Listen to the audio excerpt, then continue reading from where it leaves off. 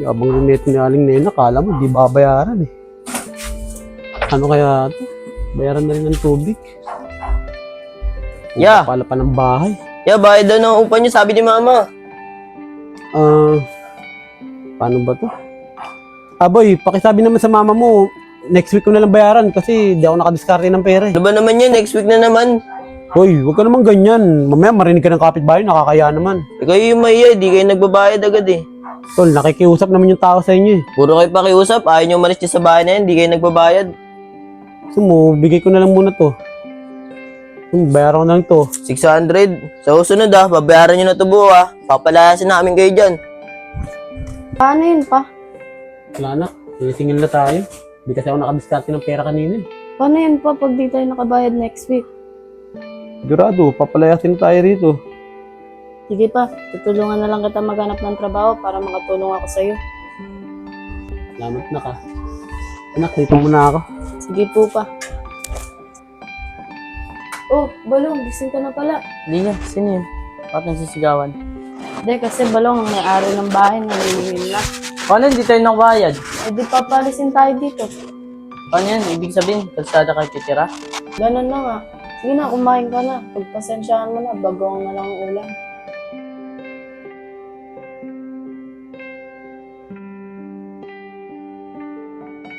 Ano kayang trabaho ang papasukan ko para makatulong ako kay Papa? Andiya, mamaya pala, alis pala ako, may pupuntahan lang ako. Saan ka naman pupunta? Tanong muna ako, baka may kilala sa akin eh. Sige, Balong, kumain ka na.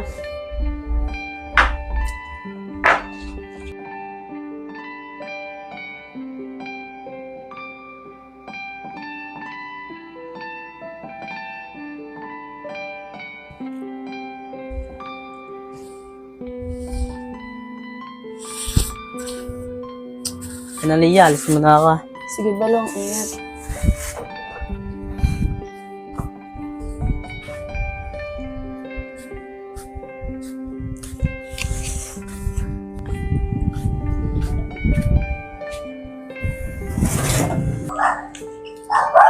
Hindi pwedeng pasukan ko. Bado pa si Boss Leo.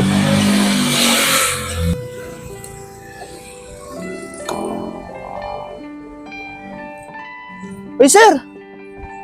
Saan galing? Anong nangyari sa'yo? Marvin, hindi pa si mama?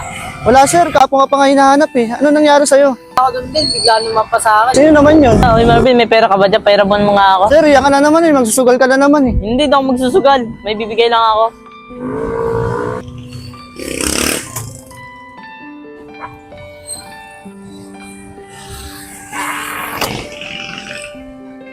Sir, oh.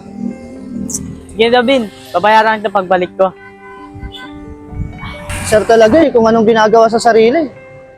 Kawawa naman si Papa. Baka mabutan na naman ang ulan yun. Aliyah, Oh, ano yan? pera. Saan galing yan? Ba't ang dami mo naman pera, Balong? Napulot ko. Balong, soli mo yan dun. Baka mamaya, nahanap na ng may-ari yan. Di ko nga lang kilala yung may-ari. Malay mo, galing sa taas to. Kasi alam niya, kangailangan tayo. O kunin mo na.